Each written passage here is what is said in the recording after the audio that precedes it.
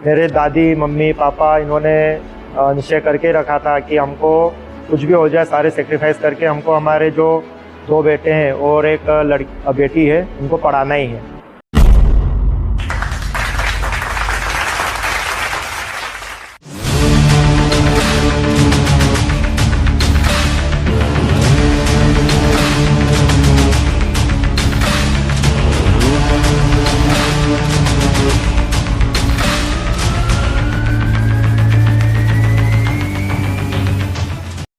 नमस्कार, मैं ऋषभ राज पाठक आपका स्वागत करता हूं लीड लैब के मंच से।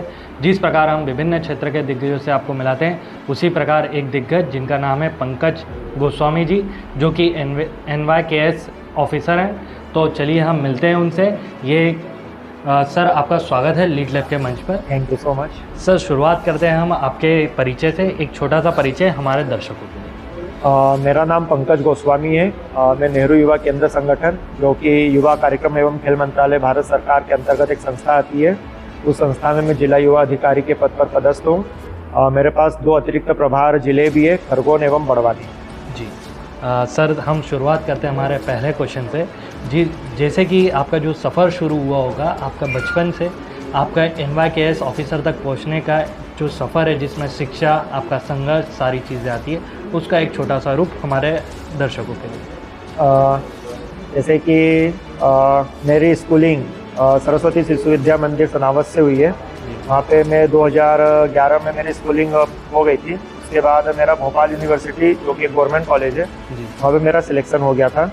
तो वहाँ पे मैंने 4 साल bachelor of engineering mechanical engineering branch में अपना ग्रेजुएशन किया है। वहाँ पे 2015 से पास आउट होने के बाद जो गवर्नमेंट एग्ज़ाम की तैयारी होती है, तो गवर्नमेंट एग्ज़ाम की तैयारी करने के लिए मैं दिल्ली चले गया था। वहाँ दिल्ली में मैंने UPSC इंजीनियरिंग सर्विसेज करके एक एग्ज़ाम होती है, उसका प्रिपरेशन किया है मैंने मेडिजी कोचिंग से। लेकिन वहाँ पर मैं ज़्यादा दिन टिका नहीं था। मैं 3 महीने में ही दिल्ली छोड़कर इंदौर आ गया था। चूँकि 2015 जब मेरा कॉलेज का टाइम था, फाइनल ईयर था, तो वहाँ पे एक गेट करके एग्ज़ाम होती है। तो मेरा गेट एग्ज़ाम क्वालिफाई हो गया था मेरे फाइनल ईयर में ही। तो मेरा एक कौटिल्य एकेडमी इंदौर एक कोचिंग है। तो 2015 में ग्रेजुएशन करने के बाद मैं UPSC इंजीनियरिंग सर्विसेज की प्रिपरेशन करने के लिए दिल्ली चले गया था। दिल्ली में एक मेडिजी कोचिंग है, वहाँ पे मैंने ज्वाइन किया था। लेकिन मैं वहाँ पे सिर्फ 3 महीने बाद ही कोचिंग छोड़कर इंदौर आ गया था। चूँकि मेरा जो ग्रेजुएशन का फाइनल ईयर था, उसमें मेरा गेट एग्ज़ाम एक होता है, वो क्वालिफाई हो गया था। तो मुझे एक इंदौर के मध्य प्रदेश की एक बहुत ही प्रतिष्ठित कोचिंग है, कौटिल्य एकेडमी। तो वहाँ पे मेरा एक लेक्चरर के तौर पर वहाँ पे सिलेक्शन हो गया था। तो मैं इंदौर में एज अ फैकल्टी वर्क करने लग गया था। तो मैंने ये सोचा था कि मेरे एक इनकम भी होती रहेगी यहाँ पे काम करने के साथ साथ, और मैं अपनी सेल्फ स्टडी भी करूँगा।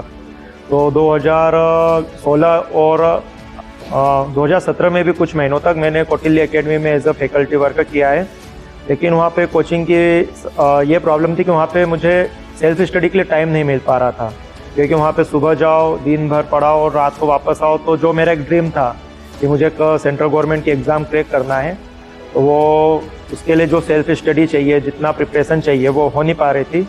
तो इसीलिए मैं 2017 में कौटिल्य एकेडमी इंदौर छोड़कर अपने घर आ गया था सनावद में। सनावद में पॉलिटेक्निक कॉलेज है, पॉलिटेक्निक कॉलेज है। तो वहाँ पर मैंने इंटरव्यू दिया था, तो वहाँ पे मेरा गेस्ट फैकल्टी के तौर पर सिलेक्शन हो गया था। तो वहाँ पे मुझे सफिशिएंट टाइम मिल जाता था गवर्नमेंट एग्ज़ाम की तैयारी करने का। तो वहाँ पे मैंने 2017 और 2018 2 साल मैंने वहाँ पे एज अ गेस्ट लेक्चरर पढ़ाया भी है, और वहाँ पे मैंने घर पे रहते हुए सेल्फ स्टडी भी की है। और 2019 में मेरा गवर्नमेंट एग्ज़ाम में सिलेक्शन हो गया था। उसके बाद मुझे पहली पोस्टिंग अपने मध्य प्रदेश में बुरहानपुर ज़िले में मिली है। हमारी टीम ने मुझे बताया था कि शिक्षा में जो गाइड है, जो कहीं ना कहीं परिवार से बच्चा आगे बढ़ता है, कि परिवार कहीं ना कहीं गाइड करता है, तो वो वहाँ पर वो चीज़ की कमी आपके लाइफ में थी, ऐसा हमारी टीम ने हमें बताया। तो वो चीज़ क्या थी? जी, जैसे कि मैं अपने एक पर्सनल लाइफ के बारे में बताऊँ, मतलब मेरे ख़ानदान में मैं एक पहला व्यक्ति हूँ जिसने 10th पास की है। और मैं एक लोअर मिडिल क्लास से भी बिलोंग करता हूँ। तो एक ऐसी फैमिली से बिलोंग करना जो मतलब शिक्षा में कभी वो नहीं रहे हैं, लेकिन मेरे दादी मम्मी पापा इन्होंने निश्चय करके रखा था कि हमको कुछ भी हो जाए सारे सेक्रीफाइस करके हमको हमारे जो 2 बेटे हैं और एक बेटी है उनको पढ़ाना ही है। तो मैं इसमें अपने परिवार को पूरा श्रेय देना चाहूँगा कि ऐसे बैकग्राउंड से आने के बावजूद उन्होंने हमारी शिक्षा पर पूरा जोर दिया। मेरा भोपाल यूनिवर्सिटी में जैसे सिलेक्शन हुआ उन्होंने मुझे भोपाल भेजा, उनको मैंने कहा मुझे दिल्ली जाना, उन्होंने मुझे दिल्ली भी भेजा।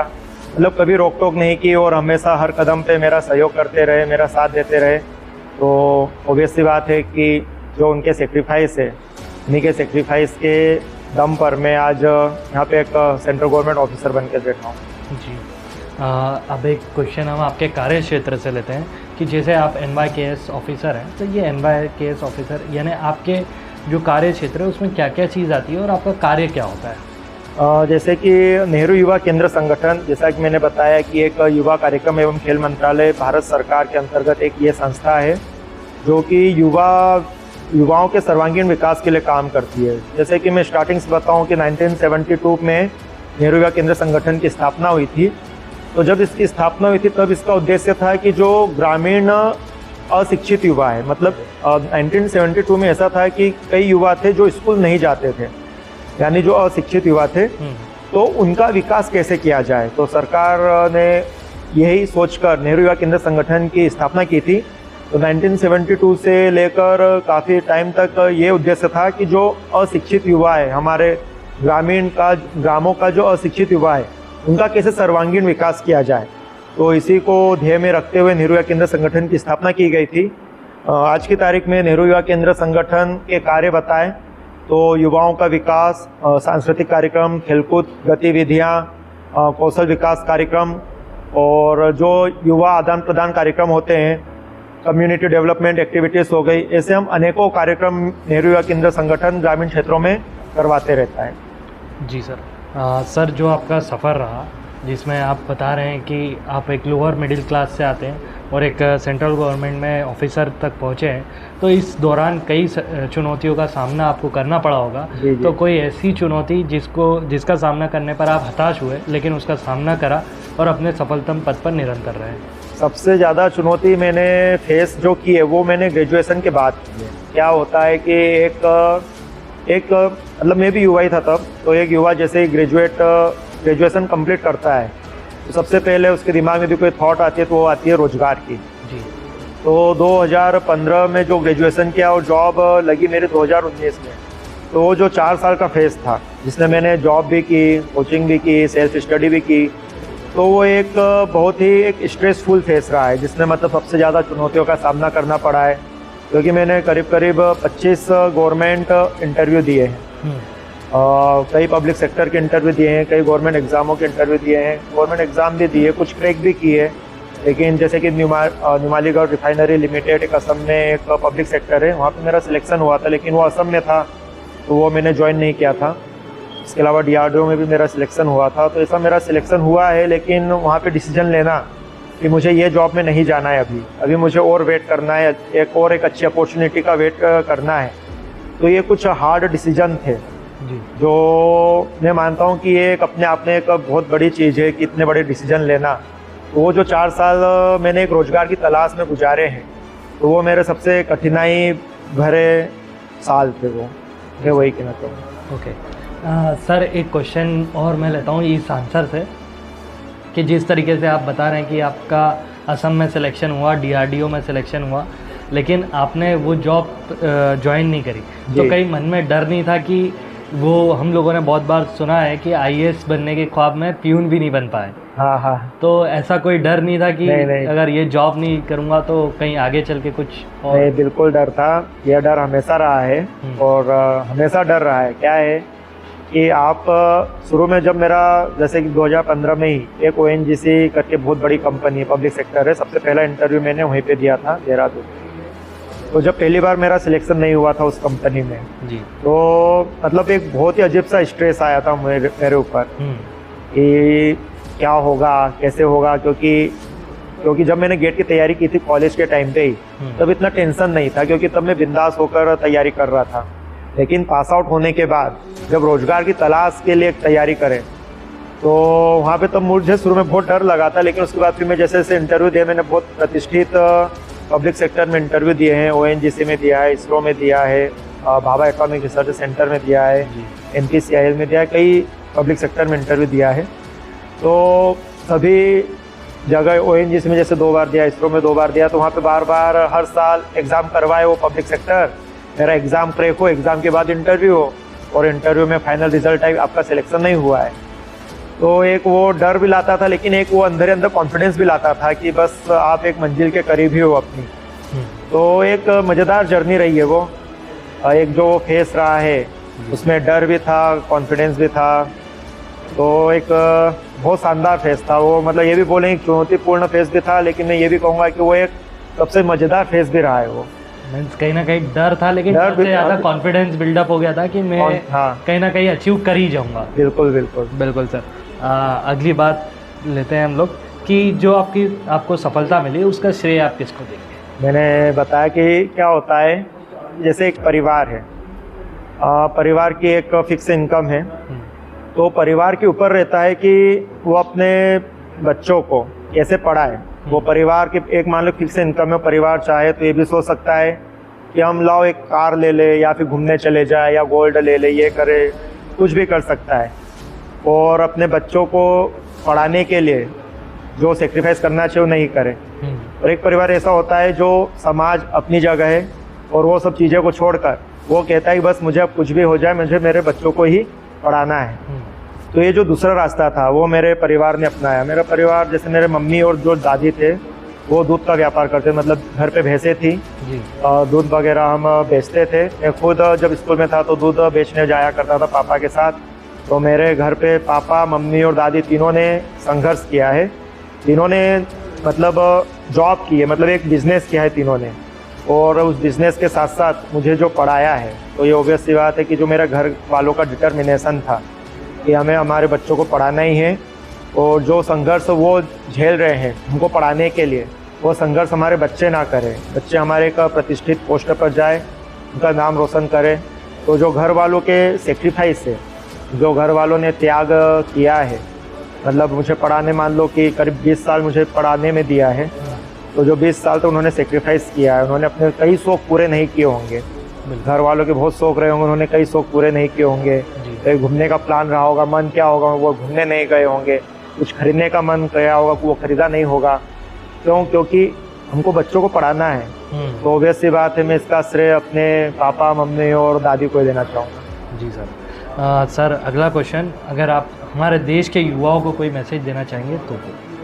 मैं अपने, जैसे कि मैं गवर्नमेंट एग्ज़ाम के प्रोस्पेक्ट से एक संदेश देना चाहूँगा कि क्या है कि एक मिडिल क्लास का जो यूथ होता है वो ग्रेजुएशन होने के बाद जॉब की तलाश में रहता है, रोज़गार की तलाश में रहता है।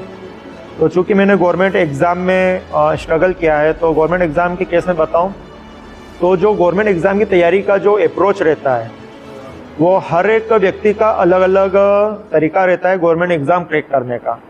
जैसे कि मैं पहले मोटिवेशनल वीडियोस वगैरह जो देखा करता था, तो मैंने शुरू में ये अप्रोच यूज़ की थी कि बुक से नोट, यूट्यूब पे बताते बुक से नोट बनाओ, क्योंकि कौन इतनी बुक पढ़ेगा, तो बुक से नोट बनाओ, फिर नोट को एग्ज़ाम के टाइम पे पढ़ो। हर एक के अलग अलग अप्रोच है। मेरा ये मानना है कि आप सेम ही अप्रोच हर कोई फॉलो ना करे। अब जैसे मैंने जॉब करते करते एग्ज़ाम क्वालिफाई किए, अब मेरे बहुत सारे कलीग हैं, उनमें से कई ऐसे होंगे जिन्होंने बिना जॉब करते हुए एग्ज़ाम क्वालिफाई किए, कुछ ऐसे भी होंगे, कुछ बैंकिंग सेक्टर के भी जिनके सुबह 9 से शाम के 6 बजे तक जॉब रहती थी, उन्होंने भी एग्ज़ाम क्वालिफाई किए। तो ऑब्वियस सी बात है कि उनका प्रिपरेशन करने का तरीका अलग रहा होगा, मेरा तरीका अलग रहा होगा, मतलब हर एक व्यक्ति का एग्ज़ाम क्रैक करने का तरीका अलग है। तो मेरा एक यही सुझाव रहेगा युवा से कि आप वो तरीका ढूंढें जिसमें आप कंफर्टेबल हैं।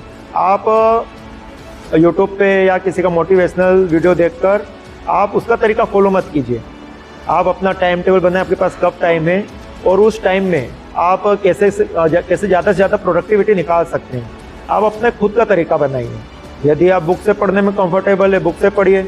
मैंने अपनी पूरी तैयारी ऑनलाइन लेक्चर से की। मैंने ऑनलाइन पढ़ाई करता था, यूट्यूब से या फिर जो भी ऑनलाइन कोर्सेस अवेलेबल है वहाँ से पढ़ाई करता था, क्योंकि मुझे उसमें कंफर्ट लगता था।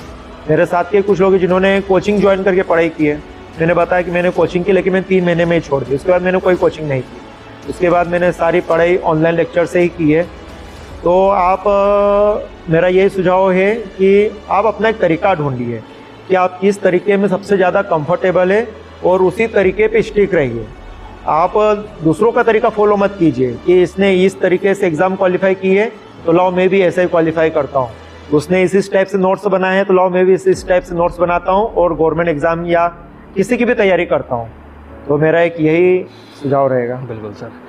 सर आपने लीड लैब के मंच के सारे सवालों के जवाब बड़े बखूबी तरीके से दिए। हमारा अंतिम सवाल कि लीड लैब के मंच पर आकर आपका अनुभव कैसा रहा? जैसे कि मुझे पिछले महीने कॉल आया था कि एक लीड लैब करके एक संस्था है जो एंटरप्रेन्योर्स और जो स्टार्टअप्स होते हैं या फिर जिन्होंने बहुत काफ़ी स्ट्रगल किया है, ऑफिसर्स वगैरह है, उनको एक ये मंच देते हैं ताकि आपके संघर्ष की कहानी जिले ही नहीं बल्कि जैसे आप ही ने बताया कि आपके 4 राज्यों में ब्रांचेस है तो वो सभी दूर तक पहुँचे। तो एक काफ़ी अच्छा मंच है और ये इसलिए भी अच्छा मंच है कि बुरहानपुर में ही ऐसे कई व्यक्तित्व के व्यक्ति हैं जिन्होंने अपने जीवन में बहुत संघर्ष किया है और एक सफल व्यक्ति कहलाए हैं, लेकिन उनकी कहानी जो है वो कहानी उनकी अपने तक ही सीमित हो गई। जैसे मेरी कहानी है, मेरी कहानी अभी मेरे अंदर थी। मैं पहली बार ऐसा कोई इंटरव्यू दे रहा हूँ तो आपने मुझे जो ये मंच दिया है तो ऑब्वियस सी बात है कि मेरी कहानी आपके सोशल मीडिया हैंडल से बुरहानपुर क्या भारत के कोने कोने तक पहुँचे।